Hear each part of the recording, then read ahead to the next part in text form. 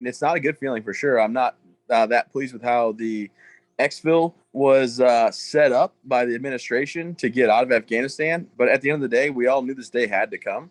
Like you mentioned, I lost portions of both arms and both legs. I'm a quadruple amputee. I'm one of 5 surviving. And the truth is, I don't dwell on what happened to me and think about like, oh man, was it all for nothing now? Because I know the good that I did in Afghanistan. I know that we built, schools.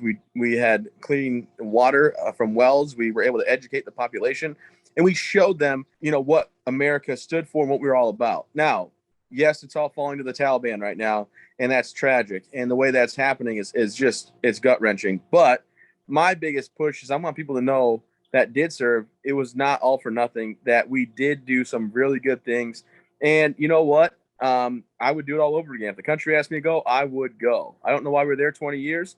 I think the one thing that President Biden said that made sense was this was going to happen if it was 5 years ago or 15 years from now.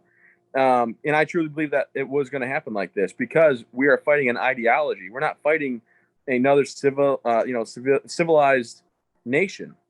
We're fighting against ideology and radicals. And unfortunately, for every one, Taliban person that we might take out, another 10 get formed off of that person getting neutralized by us or by the NATO forces. So, I mean, it's sad. It's definitely sad, but I don't want it to diminish anybody that's watching that was in the service, how they feel about their service and their time in. So the way I can sum it up is I was able to make it back home. I have a wonderful wife and 2 beautiful children. My son's 4-year-old birthday is today. So there's great things in life. And I think it just goes to the saying, you got to let them stand on their own. They have to learn how to fly. And unfortunately, they didn't rise up to the occasion. And it's terrible. But how many more American lives should we have put at risk for the people over there that, quite frankly, just they couldn't stand up? And I understand there was financial issues. They weren't getting paid. The Army wasn't getting paid. So why would they fight for a country that's not paying them and all that? But at some point, we had to come home. We had to say enough's enough.